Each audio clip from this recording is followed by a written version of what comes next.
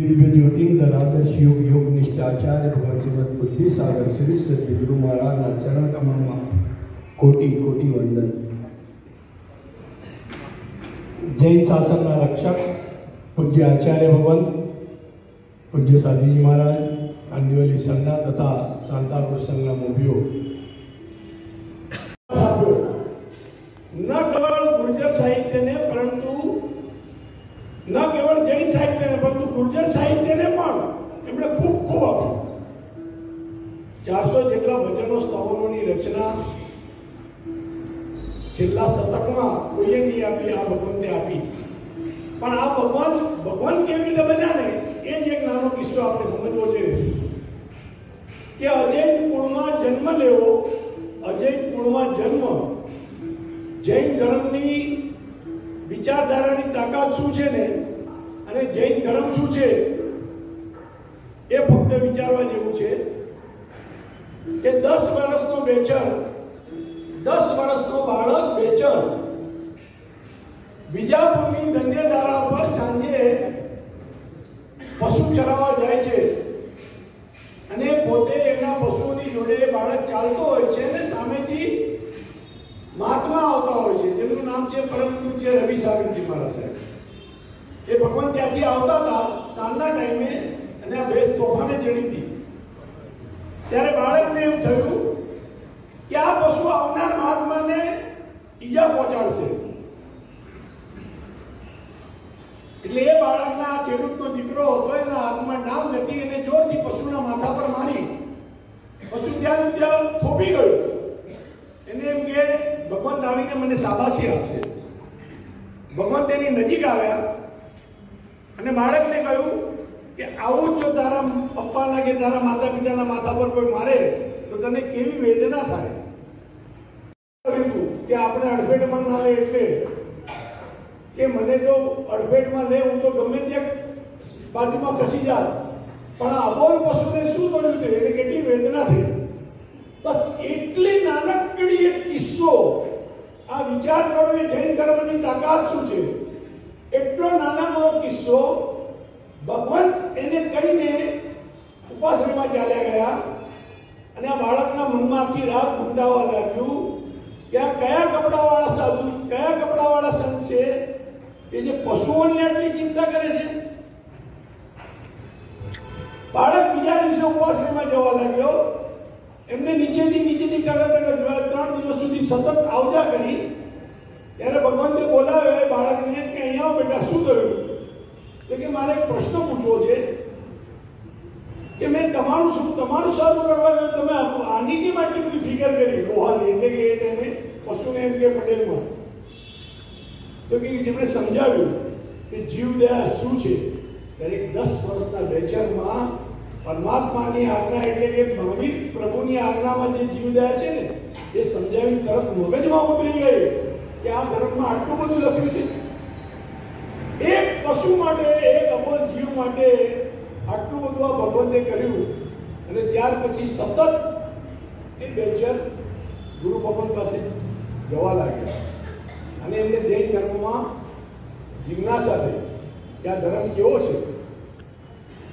એ છતાં બેચરને ખબર પડી, બેચર એમના મા બાપ અને 3 બહેનો ને 2 ભાઈઓ, આ સૌથી નાના। અમનો જન્મનો પણ ઇતિહાસ કે જન્મ થયા પછી એમને જ્યારે ખેતરે બાંધવા લાગ્યા, એ ગોળ્યું બાંધ્યું ત્યારે નાગ દેવતા આવીને એ બાળક પર 3 મહિનાના બાળક પર ફેણ મૂકી ત્યારે એમની માએ બાધા રાખી એ બેચરમાં મારો દીકરાને કંઈ થાય નહીં તો એનું નામ હું બેચર પડીશ। અને ખરેખર મને લાગે છે કે નાગ દેવતા બધાને એમ છે, એક હકીકત છે કે નાગ દેવતા એમના દર્શન કરવા આવ્યા, બાળકને આશીર્વાદ આપવા આવ્યા, એટલે કોઈ ભવ્યાથી ભવ્ય આત્મા હશે ને, મહાન આત્મા, એ નાગ દેવતાને પણ ખબર પડી ગઈ। એવા બેચરને આજે વિચાર કરો કે 10 વર્ષનો બેચર ધીમે ધીમે જૈન ધર્મ તરફ આગળ વધ્યો। પૂજ્ય ગુરુ ભગવાનના સત્સંગમાં આવ્યો વિજાપુરમાં, જેના સત્સંગમાં આવ્યો વિજાપુર, રાજો, લાખો વિજાપુર પટ્ટો, છેલ્લે એમને મહેસાણા પાઠશાળામાં નિયમ હતો સાધુ ભગવાન સિવાય કોઈને એડમિશન નહીં, પરંતુ આ બાળકને સાધુની સેવા કરશે એમ કરીને એડમિશન અપાવ્યું કારણ કે બધા જ ભગવાન જાણી ગયા હતા કે આનામાં શું પોટેન્શિયલ છે, આ બાળકમાં કેટલી શક્તિ છે. અને ત્યાં અભ્યાસ કરતા કરતા એમને દીક્ષા લેવી હતી. પણ દીક્ષા લેવા માટે એમના ઘરવાળાના મમ્મી પપ્પા ના પાડતા હતા કે દીક્ષા નહીં, કારણ કે શિવ ભક્ત હતા. અને પૂજ્ય રવિ સાગરજી મારા સાહેબનો પણ એક નિયમ હતો, જ્યાં સુધી તમારા મા બાપ રજા ના આપે ત્યાં સુધી દીક્ષા નહીં. 27 વર્ષના થયા બેચરદાસ, ત્યારે એમના મા બાપ નતા, અને 27 વર્ષે એમનો દીક્ષાનો યોગ પાક્યો. પાલનપુરમાં દીક્ષા થઈ, અને ત્યાર પછી તો આપણે બધા જાણીએ છીએ કે માત્ર 24 વર્ષનો એમનો દીક્ષા પર્યાય, ફક્ત 24 વર્ષનો. અને એમાં એમને 34 થી 35,000 નાના મોટા ગ્રંથોનું વાંચન કર્યું. 108 ગ્રંથ રચ્યા. 2 હાથે પેન્સિલથી લખી શકતા હતા.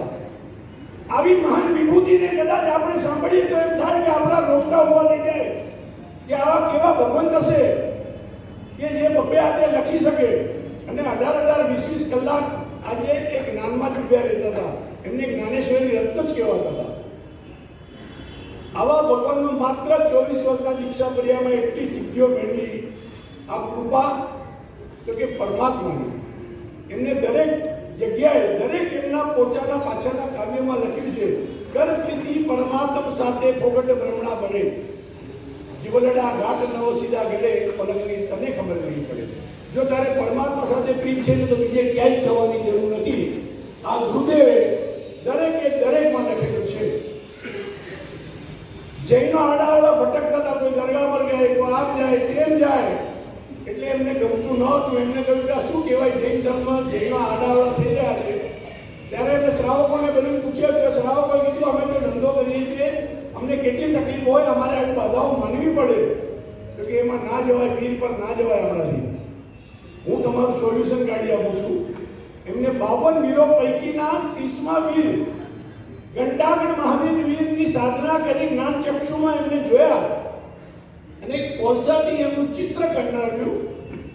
અને કોલસાથી ચિત્ર કંડાવીને એમને તરત જ એક પથ્થર હતો, એ પથ્થર પર 15 જણને ઉપાડો, 15 જણ પથ્થર ઉપાડી ન શક્યા, વાસક્ષેપ નાખ્યો અને નાની 5 બાળાઓએ પથ્થર ઉપાડીને અત્યારે મોડીમાં તમે મૂળ સ્થાને જોશો ત્યાં એ પથ્થર લાવ્યા હતા. તેમાં ભક્તિમાં સોમપુરામાંથી કંડાળી પ્રાણ પૂર્યા.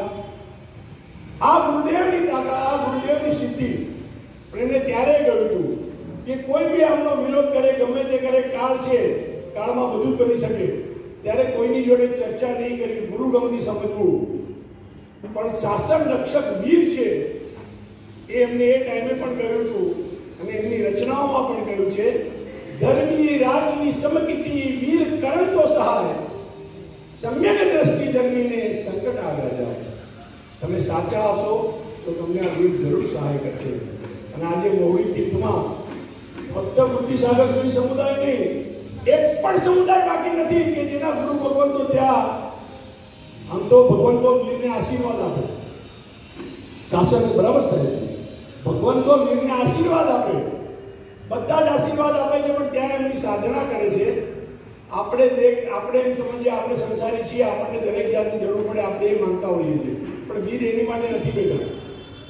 વીર તો શાસન રક્ષક વીર છે. તમને જ્ઞાન ન ચડતું હોય, તપ ન થતું હોય, એક માળા બુદ્ધિસાગર સુધીની ગણીને જોજો, અખતરો કરી જોજો, એક માળા દિવસની ગણજો. બુદ્ધિસાગર ગુરુ મહારાજને જો તમને જ્ઞાન ન ચડે તો મને કહેજો, અને તપ ન થાય તો કહેજો. હું તમને દાખલો આપું છું આ કાળનો. 2020માં કોવિડમાં લગભગ 22 થી 24 સાધ્વીજી મહારાજ થોભી ગયા હતા મોવડીમાં. એમાં રાજેન્દ્ર સુરી સમુદાયના કલીકુંડવાળાના 9 થાણા જે બાબરના હતા ત્યાં હતા. અને રોજ હું પણ ત્યાં 3 મહિના હતો. રોજ અમારે એમની જોડે સત્સંગ કરવાનું થાય તો અમે ગુરુની વાતો કરીએ અને ધર્મની વાતો થાય. ત્યારે વાત કરતા વાત થઈ. સાહેબને કહ્યું, સાહેબ અમારા ગુરુની આ સિદ્ધિ છે, ગુરુની આ શક્તિ છે, ગુરુ આની માટે છે, ગુરુ ધર્મના પ્રચાર માટે છે, ધર્મના અટકેલા કામો માટે છે. ત્યારે એમને કહ્યું, એમની જોડે 4 શિષ્યા નાના હતા, 4-5. તો કે તપ થતું નથી, જ્ઞાન મેળવી, એકવાર ગુરુની માળા શરૂ કરો. અને હકીકત કહું છું કે એમની માળા શરૂ કરવા જેમને તપ નતું થતું, એમને 58ના પાણીએ તપ કર્યું છે. 58ના પાણીએ અને તપની જે માળા કરતા હતા એમને જેને તપ હતું એમને તો આજે ક્યાંના ક્યાંય આગળ વધી ગયા. એમના પારણા કર્યા ત્યારે મને ફોન આવ્યો કે તમે ગમે તેમ પારણામાં આવવાનું છે. અને આ લાઈવ સાચો દાખલો છે. પુસ્તકોમાં વાંચ્યું ને, મેં પૂછ્યું બુદ્ધિ સાહેબ ગુરુ મહારાજ જોયા નથી પણ વાંચ્યા, પણ ગુરુનું શક્તિ શું છે ને એ જોઈ યાદ આવ્યું. આજે ભગવંતોને જ્યારે જોઈએ છીએ, ભગવંતો જે વાત કરતા હોય, આજે એમનામાં એમની વાણીમાંથી જે હોય આ બધી કૃપા એમનામાં દાદા ગુરુ બુદ્ધિસાગર ગુરુ મહારાજ છે. બુદ્ધિસાગર સમુદાયે અત્યારના કાળમાં બે મહાન રત્નો આપ્યા, પરમ પૂજ્ય ગચ્છાધિપતિ આચાર્ય શ્રી કૈલાસ સાગર સુરેશ્વરજી મહારાજા અને પરમ પૂજ્ય ગચ્છાધિપતિ આચાર્ય શ્રી સુબોધ સાગર સુરેશ્વરજી મહારાજા. વચન સિદ્ધ ગણો, કોઈ પણ કામ શાસનના ક્યાંય પણ તમે જોશો તો બે ભગવાનના નામ હતા ને છે અને રહેવાના એવા કામો આમના થકી થયેલા છે. આ બધી કૃપા દાદા ગુરુની છે. અને આ દાદા ગુરુ આજે પણ દરેક જગ્યાએ જાગતા છે. ચાહે મોવડીનો પટ્ટો હોય, ચાહે વિજાપુરનો પટ્ટો હોય, ચાહે કોઈ પણ જગ્યાએ જ્યાં જ્યાં એમને યાદ કરે છે. વલ્લભ કેસરી સમુદાયના ભગવંતો દિલ્હીથી કેવડાવે છે. જ્યારે માળા કરતા કહ્યું હોય કે અમારી બાધા પૂરી કરજો એમના શ્રાવક પાસે. દરેક સમુદાયના જે ડોળીમાં બી આવતા હોય ને એ પણ ત્યાં આવે છે. કોઈ સમુદાયનું પર્ટિક્યુલર નામ નથી દેતું પણ દરેક જણ માને છે. કારણ કે વીર એ શાસન રક્ષક વીર છે, એમની સ્થાપના કરી છે. અને વીર गुरु गोविंद दोनों खड़े, इसको लागू पाए बलियारी है गुरुदेव की, जिसने गोविंद बताया. आज बધી કૃપા જો માત્ર ને માત્ર હોય તો ગુરુદેવની છે. અને એ ગુરુદેવનો 150મો જન્મ જયંતિ દિવસ બરાબર શિવરાત્રીના દિવસે આવે છે. આખું 150મું વર્ષ એમના અનંત ઉપકારો મોડી તીર્થ પર છે.